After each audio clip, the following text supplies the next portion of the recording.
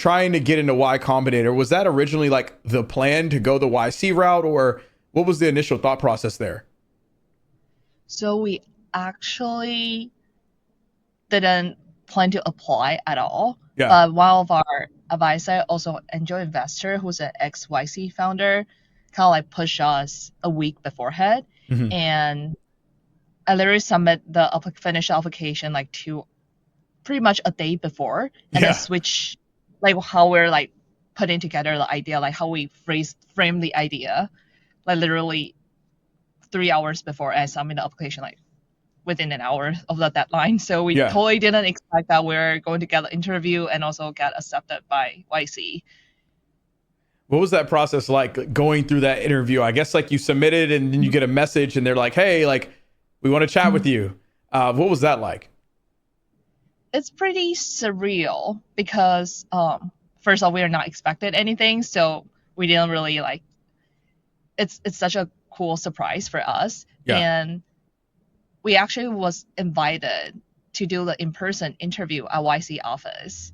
That's awesome. It was very nerve-wracking, but we do think we know what we're doing very well since we've been on this for over a year already by the Mhm. time.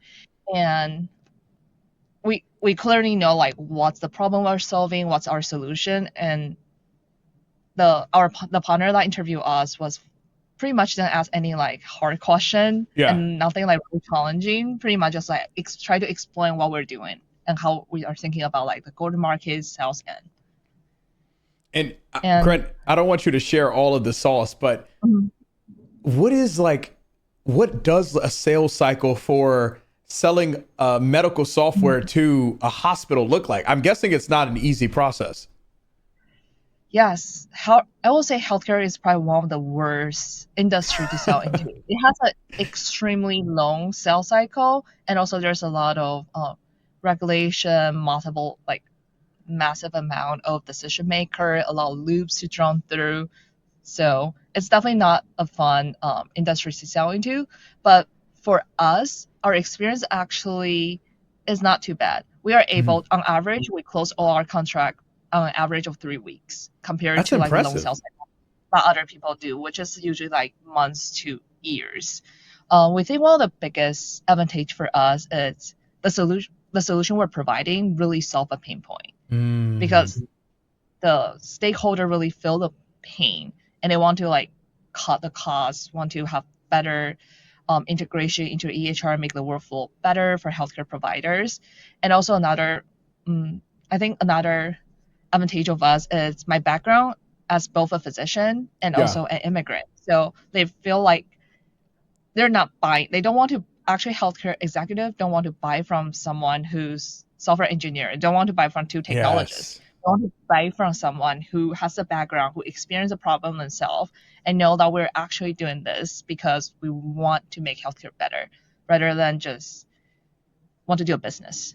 I mean, I'm not gonna lie. Just being on this chat with you, I've chatted with folks that are like, to your point, they're software engineers and they're like building AI for whatever they're building it for, and they don't really have like domain expertise, or they're not like trusted in that industry. Like I was chatting with a guy who's like doing, you know, he's trying to do AI for electricians, and it was like a previous batch. And I was like, how the hell do you sell into an industry where it's like you don't go in with any trust? Whereas like for you, you walk in the door and it's like, I'm an actual doctor who left my very lucrative job to go through the pain of being a founder to create something that I could then add value back to the healthcare space with. So it's almost like the motive it doesn't come off as like, hey, you're just trying to make money doing this, but like you genuinely give a damn about the outcome of making the healthcare industry better. That's a really cool selling point. Yeah, really, really appreciate that. And yeah, we do find that help resonate with a lot of the stakeholder executives, which we do think it helps us shorten the sales cycle and also more people willing to talk to us rather than compared to other competitors.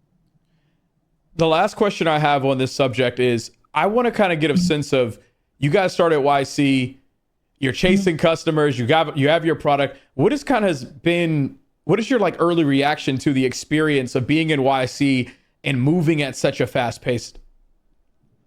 honestly, I love YCs because both me and my co-founder are very, very hardworking person. We Before joining YC, we work a lot compared to most of people. We work at least like 10 hours a day. But Yeah. just being YC, we start working around 8 or 9 a.m. and then work until 10 or 11 p.m. like every single day. And Mm. we both really enjoy the experience being able to just head down building, really want to like chase a goal, and also actually really cool. I think a story I can probably share Please on share, here. please. Um, one of the cool things, well, actually one of the best thing I have ever experienced from being a YC founder so far is right before Christmas. I was actually in Dogpatch Mhm. trying to like do the apartment hunt, and I was going to show my mom, my sister about YC office. So I walked into YC office, and so PG was there.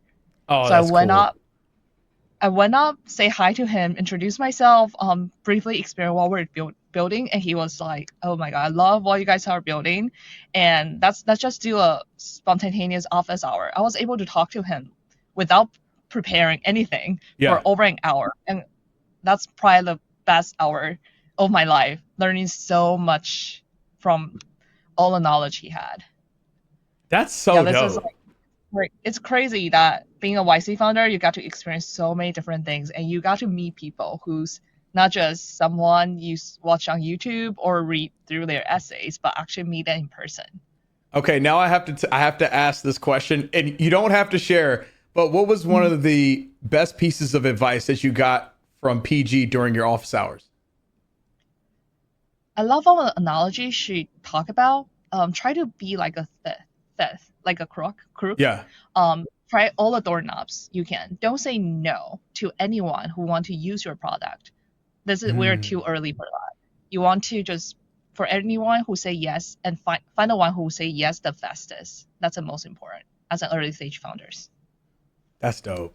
I feel like that's one of those experiences, like when you look back and you've built Mhm. Opalite to like a unicorn, you could go back and be like, yeah, I remember it all started in PG's office Mhm. hours when I just randomly stumbled across him while apartment hunting. Like, that's such a crazy story. I know, yeah, it's totally still surreal to me.